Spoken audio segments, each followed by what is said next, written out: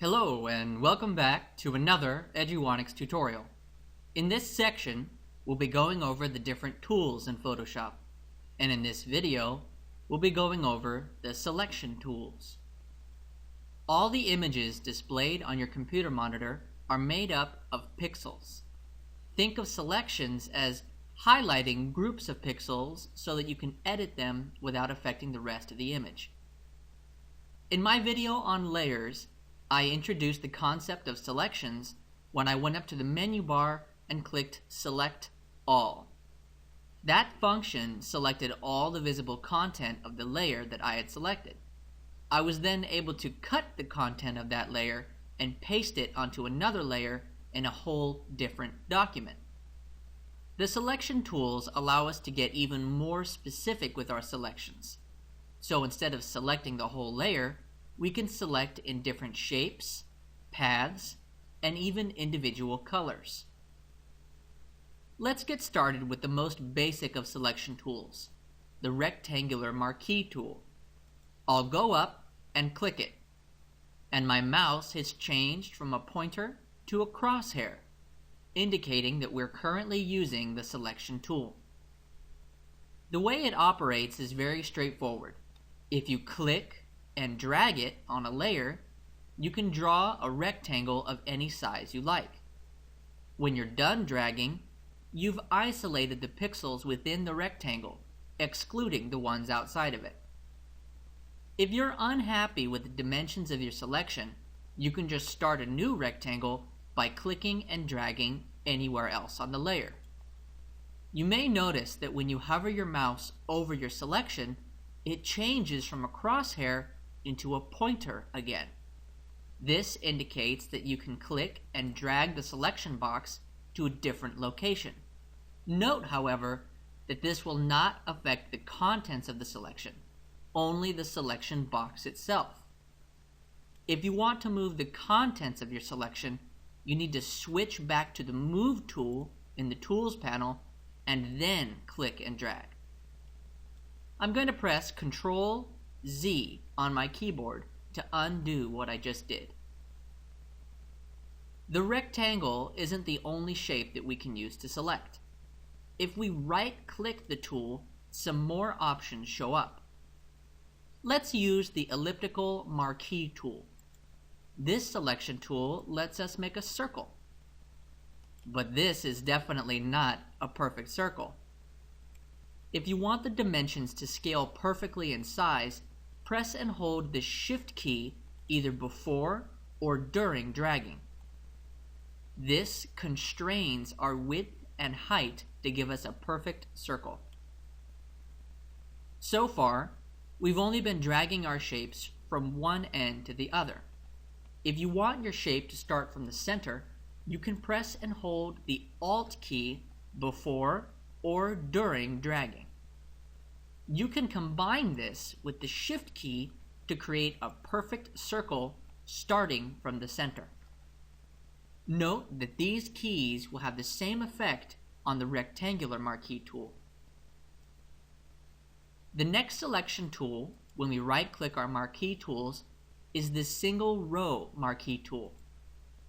What this does is make a long horizontal selection with the height of only one pixel.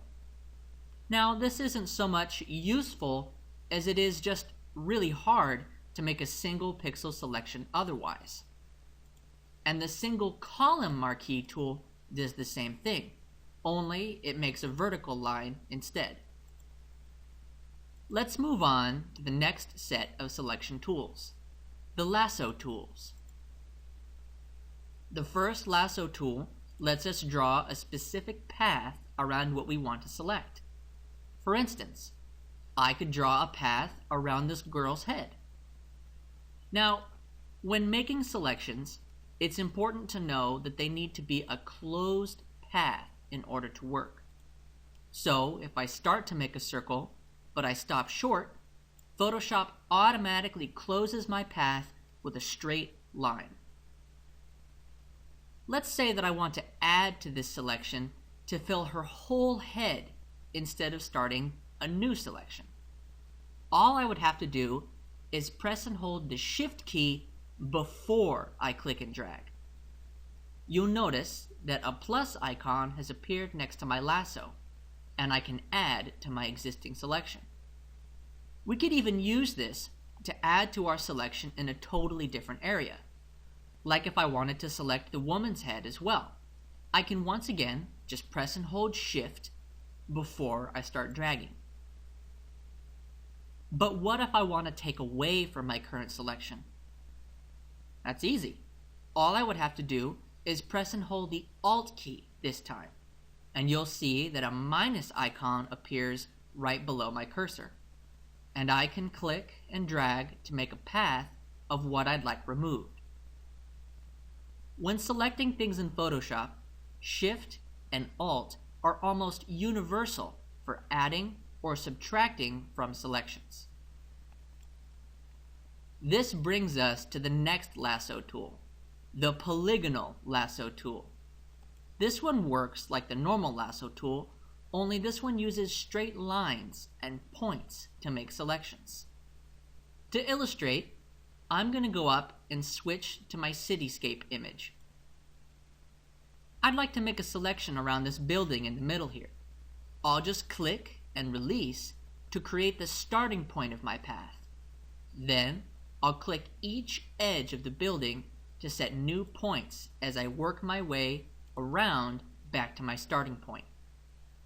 As I get close, a circle icon appears next to my cursor. Then I'll just click to complete my selection path. What if I want to select everything but this building? Well, I could start a whole new selection and painstakingly select everything around the building, or I could just inverse the selection by going up to Select, Inverse. Now a bounding box has appeared around the edges of my image, showing us that we're currently selecting everything outside the building. To deselect, go back up to Select, Deselect. Now let's use the magnetic lasso tool. This one's pretty interesting. It basically lets us make a very rough selection, and it will automatically adjust the selection as we drag. It's like a smart lasso that sort of fills in the blanks as we go. Like all the selection tools, it has options in this above panel, allowing us to customize the way it operates. To deselect again, even quicker this time, we can press Ctrl-D on our keyboard. Our next selection tools are very cool. They're designed to make the selection process much faster, almost like the magnetic lasso tool. Let's go to the Quick Selection tool. Right away, you can see that our cursor isn't made of a precise point like it used to be, but instead is a broad circle. And when we use it, you can see that it automatically selects things beyond our reach as we drag it. By default, the Quick Selection tool is set to add to your selection. But again, we can press and hold Alt to subtract anytime we want. This tool almost seems to learn what we're selecting the more we use it. Another thing that makes this tool neat, you can customize the size of the cursor to be more broad or more precise. Just use the tool options up here to customize everything to your liking. You can also control its size with the bracket keys on your keyboard. Our next tool is the Magic Wand tool. I found that this is best for isolating backgrounds. One click and it selects the whole background. The settings for this tool play a big part in how it operates. The way the Magic Wand works is by selecting the color you initially click in addition to a number of similar colors closest to it. Right now, the tolerance is at 32, so it's selecting 32 shades of color nearest to what we first click. So the higher the tolerance, the more it selects. There's another important option here marked contiguous. And when we uncheck this, it will select every instance of the color you first pick, wherever it lies on the image. So, for example, if we click this yellow window here with contiguous checked, it will only select that window. But watch what happens when we uncheck contiguous and click that window again. This time it selects all the yellow in the entire image.